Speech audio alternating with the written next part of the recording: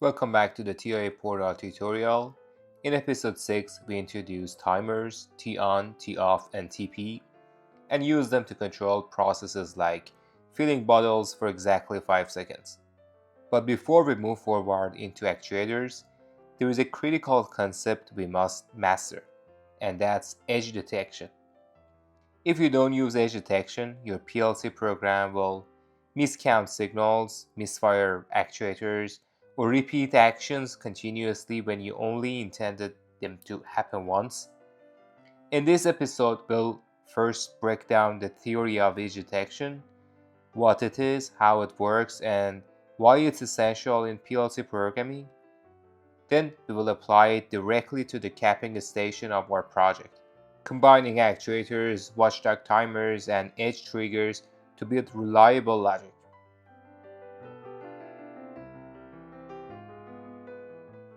To understand edge detection, let's think about how the PLC actually reads input. A PLC doesn't monitor signals continuously like a human. Instead, it works in a cycle, called the scan cycle, where it first reads all inputs, second, executes the program logic, and third, update all outputs. This happens thousands of times per second. So imagine pressing a start button. To us, it's one clean press, but to the PLC, that button is on across dozens of scan cycles. If we connect the logic directly to it, the PLC may trigger the same action repeatedly, hundreds of times, when all we wanted was a single event. This is why we need edge detection, to capture only the moment when a signal changes and ignore the rest. There are two types of edges: rising edge, low to high, which is the instant a signal turns on. For example, operator presses start. Motor should start once. The second one is falling edge, or high to low, which is the instant a signal turns off. For example, conveyor motor stops, trigger an alarm or reset sequence. Edge detection gives us precision. Instead of acting continuously, we act exactly once at the transition. This is especially critical when dealing with push buttons, sensors, and actuator control signals. Siemens provides dedicated function blocks for this purpose. R-trig, or rising edge detection. The input is your signal, the output is true for exactly one scan cycle when the signal goes from 0 to 1. The other one is F-trig, or falling edge trigger. The input is again your signal and the output is true for exactly one scan cycle when the signal goes from 1 to 0. The key detail is that these outputs only remain true for a single scan. That one pulse can then be used to start a sequence, trigger a timer, or set a latch. In other words, they convert a long signal into a one-shot event that you can safely use in your logic. Now let's apply this to our packaging line. At the capping station, a sensor detects when a bottle arrives. This sensor turns on when the bottle is under it and it stays on until the bottle passes.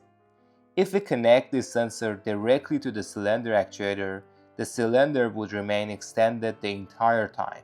Or worse, it may re-trigger on every scan cycle.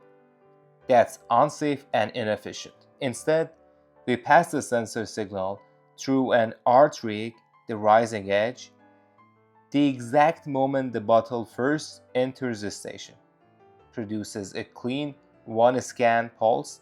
The pulse is then used to start the capping sequence.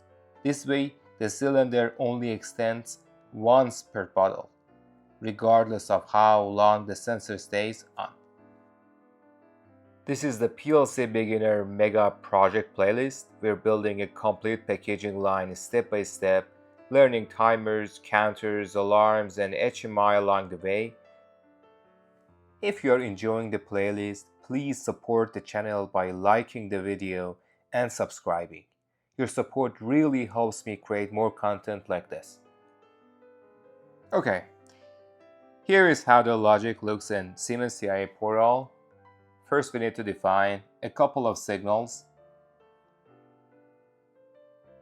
So I go to main IO tag list. Here we need to define a new signal. I name it cap cylinder extend, which is the output signal to our capping cylinder. The next signal that we need in our tutorial is cap seated sensor, which is a sensor that detects the cap is seated properly. Okay, these are our new signals. Now let's go back to OB1. Okay, I name this new network bottle sensor edge detection, and the idea is that we are going to add a R-trig block into this network. So I go to the instruction, basic logic operation, and there we go. So we just drag and drop this to our network. For sure it needs an instance. We need to assign a name, so I just name it R-trig bottle sensor. Beautiful. Okay, the idea is when bottle arrives, or in other words, when bottle sensor goes from low to high, which I assign that to the input of this block, this edge detection block outputs a 1 scan true, which is what we need in our logic. We need an internal memory for our output. I name it bottle sensor R-trig, and yeah, just like that.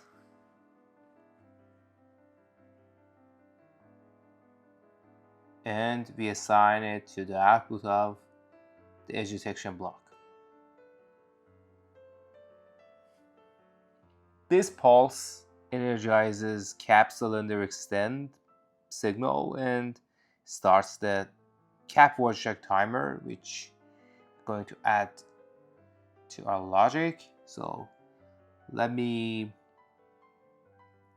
bring in a flip-flop here. So we're gonna use a set reset flip-flop. So I assign this to cap cylinder extend, which is the signal goes to our cylinder. For this block here, we need to have inputs and outputs. For the input, we're gonna use the pulse coming from the previous network. So just copy and paste it here. And for the reset, here we need to use the feedback from the sensor, cap seated sensor, and here we have two possible outcomes. If cap seated sensor is high before timer expires, that indicates the capping is successful and cylinder retract, and timer for sure resets. If cap watchdog expires first, we set cap fault and the fault app could turn on and the system stops. So here we need to bring in a watchdog timer. So for that purpose, I'm gonna add a T on timer. As you remember from previous lessons, we need to have an instance here. I name it cap station watchdog, just like that.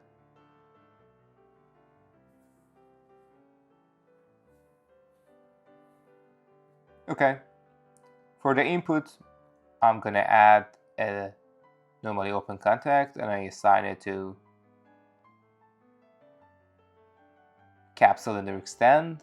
Basically, as soon as the cap cylinder extends, we start this timer. The Watchdog timer is just 3 seconds. And for the output of the timer, I'm gonna create a new internal memory, which is the capacitation fault. And as I mentioned earlier, if cap Watchdog expires first, we're gonna have a fault here. So assign it to the fault signal. We don't need this network, so just let me delete that. Save the project. Let's compile the project. No error, beautiful, all good. So I close this menu as well. And download the PLC to our simulator.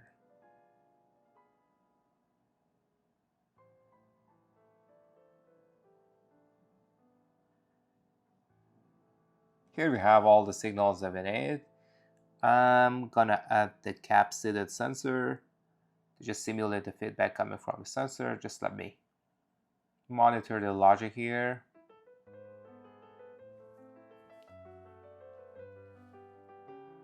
Gonna zoom out a little bit to see all the 3 networks together. Awesome. Okay, so let's simulate the logic and PLC same.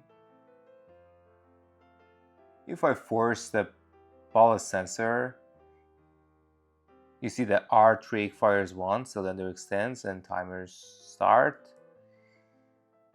Now, if cap-seated sensor goes high, Watchdog resets, cycle is successful.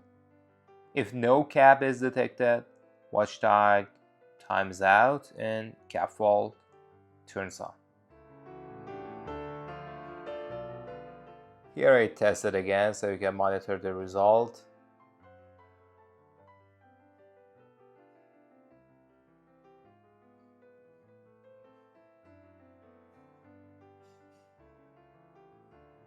With edge detection, we turn raw input into clean events combined with watchdogs. It makes our system predictable, safe, and professional.